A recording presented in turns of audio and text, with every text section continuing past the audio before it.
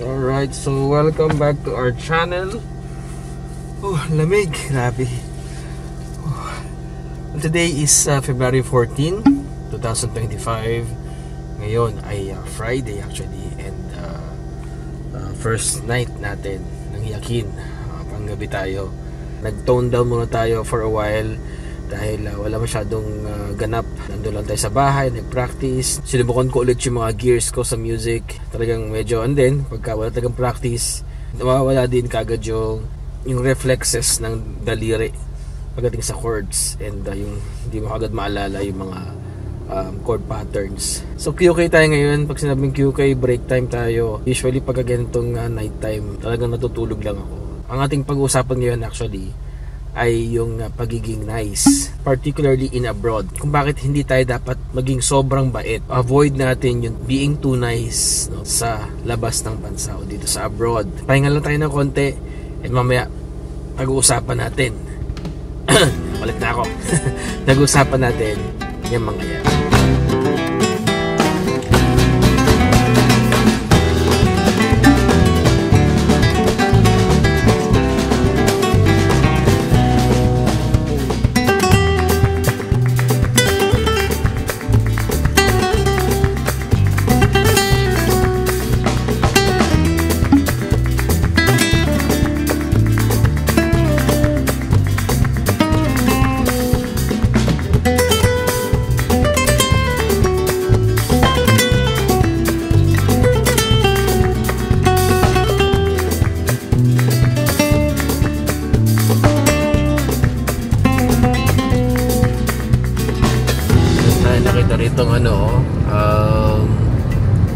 Gasoline station 169. So Ineos, dito tayo. Self ulit to, self.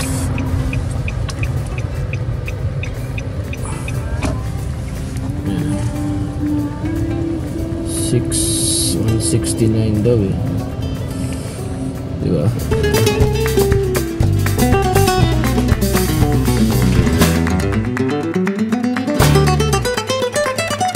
Okay, so it's already morning.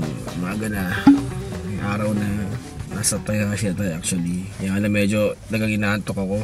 Nag-stop over muna tayo. Nandun tayo sa Ineos kanina about sa 169 na regular gasoline. Medyo budol din. Kailangan ng any key. So pagka may card ka na yun, meron kang discount ng 168, yung 169. Pagka may credit card ka ng Ineos, meron ding equivalent na discount. So tayo regular lang, kaya 174 siya. So sana pala hindi yan tayo bumalik ng Shinjiro. Anyway, so balik tayo dun sa ating topic. Sa ating episode ngayon, huwag natin sagarin yung pagiging mabait natin dito sa ibang bansa. Based sa mga experiences ko, ito ay walang ibang source kundi experience lang. Lagi ko sinasabi na everything happens for a reason. So, para sa akin, may mga reasons talaga kung bakit nangyari. Kaya gusto ko i-share sa inyo.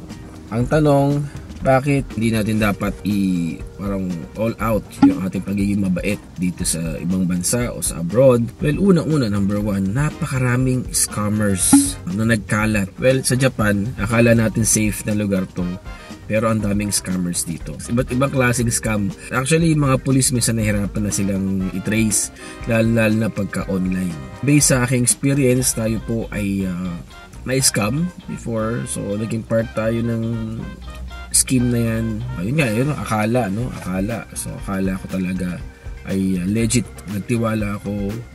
Tapos, ayun pala, magagamit yung pangalan ko for isang parang laundering, no? Money laundering. To cut the story short, nagkaroon ako ng record and umabot siya na lang sa immigration. Yun yung masakit na part. Huwag tayong maniniwala kagad sa mga nakikita, sa mga sabi-sabi. Research muna bago natin i-grab. Meron mga promo, buy one take one na cellphone, buy one take one na iPhone, ganito lang yung presyo, pero in the end, nagugoyo ka pala. O yun yung una-una, pagka nasa abroad ka, hindi ka ligtas kahit saan ka man magpunta. Kahit nasa Pinas ka, kahit nasa abroad ka, hindi tayo ligtas sa mga scammers.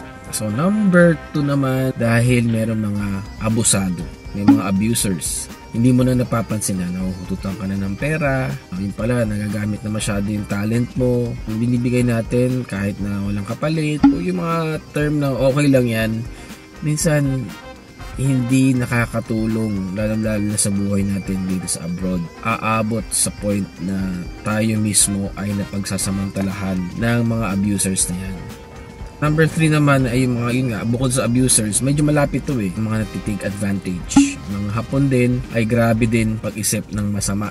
Lalo na sa mga Pilipinong mababait at madaling yung madaling madagit ng kanilang mga mabulaklak na salita. Well, hindi lang to sa trabaho, hindi lang to sa mga pera-pera, pati sa mga asawa ninyo, sa mga karelasyon ninyo. Meron kayong boyfriend dito, o may girlfriend kayo dito, or may asawa kayo. Ingat kayo sa mga Hapon, no? Sa mga Hapon na nagtitake advantage. Lalo-lalo na syempre dito tayo sa abroad, hindi maiwasan na hindi nagkakaintindihan ng mag-asawa. Mahal ng bilihin, scheduling, kasi nga busy yung isa, busy rin itong isa. Nagkakaroon ng pagtatalo. Once sa mayroong pagtatalo at na-share lalo nung individual na yon sa Hapon o kung kanino mga Brazilian, take advantage yung mga yan. Lalo na syempre pagka may tsura ka, ganyan, yun na, sasamantalahin na, take advantage na yung ganong sitwasyon. And depende sa tao yan depende sa tao kung talagang nag-iingat o talagang sinasadya din na i-share mo yung private life mo sa mga taong gusto mo din. Nasa tao din talaga kung yung pagiging mabait natin ay all out natin, mabibiktima tayo o gusto natin magpabiktima,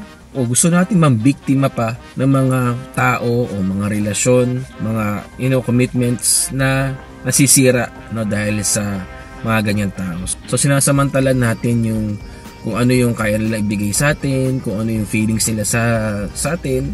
Mabait naman to, okay lang yan, wala na masasabi yan, madaling utuin yan, madaling paikutin yan, madaling pabilugin ng ulo niyan. So kahit na nakasakit na, yung tiwala nasiraan na, wala silang pakialam dyan. Hindi nila iniisip na nakasakit na sila. Basta as long as masaya sila sa ginagawa nila, so ganun silang tao. Well, kasi personally, ako yung tao na ayoko nakakaagrabyado. Ako yung taong hindi ako sanay na mambuli, hindi ako sanay manggawa ng story at magsinungaling. Kasi mahalata mo ako kung nagsisinungaling ako. Pwede nga tawagin ng tayong bobo, tawagin tanga, kasi nga ganito yung personality natin. Pero yun nga, kaya nga wina-warn ko kayo guys, dahil na sa mga may takot sa Diyos, no? Kasi tayo, alam natin na nasa lugar tayo, alam natin yung tama at mali. Hindi natin na-expect na meron man luloko sa atin. Minsan kaibigan, minsan katrabaho, minsan yung mismong kasama mo sa bahay. So anyway, so yun lang yung ating vlog ngayon. And sa mga hindi pa nakasubscribe sa ating channel, i-click mo na yung button dyan sa baba. Subscribe na sa aming channel, pati na rin ang bell button, i-click mo na para ma-notify ka sa lahat ng aming uploads at mga updates. Salamat sa pagsama sa ating vlog ngayon. Always remember guys, everything happens for a reason. God is good. Keep on smiling. Sayonara.